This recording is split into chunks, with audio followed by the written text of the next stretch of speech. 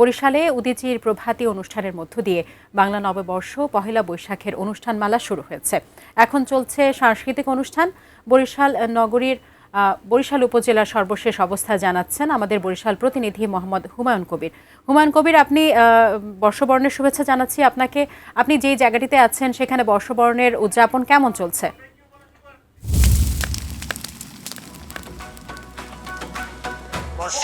নববর্ষের বিভিন্ন কর্মসূচি চলছে।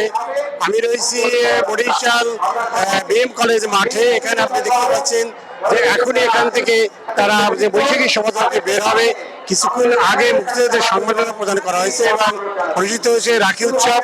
এবং এখন সবাই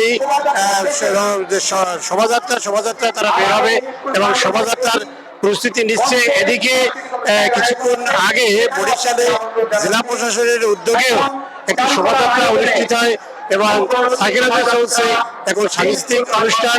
এদিকে বিকালে বরিশাল এই বিএম স্কুল মাঠে উদীচীর উদ্যোগে এখানে বৈশাখী মেলা শুরু হবে। এই মেলা চলবে 3 দিন এবং এই বরিশালে যে মেলাটি অনুষ্ঠিত হচ্ছে এটি বরিশাল অঞ্চলের সবচেয়ে বড় মেলা। এখানে ইতিমধ্যে 150টি স্টল এখানে স্থান পেয়েছে এবং স্টলে বিভিন্ন ধরনের গ্রামীণ যে চিত্র তুলে উঠছে এবং সবাই এখন বুঝে নিচ্ছে। এখনই এখান থেকে এই বিএম স্কুল থেকে বের হবে শোভাযাত্রাটি নগরীর বিভিন্ন সড়ক প্রদক্ষিণ করে এটি অশ্বিনী কুমার টাউন হলের সামনে শেষ হবে বলে আয়োজকরা জানিয়েছেন। এছাড়াও এরপরে অনুষ্ঠিত হবে এখানে চিত্রাঙ্কন অনুষ্ঠিত হবে এবং সারাদিন ব্যাপী বিভিন্ন অনুষ্ঠানমালা চলবে। এই ছিল আমার কাছে বর্ষবরণের সর্বশেষ।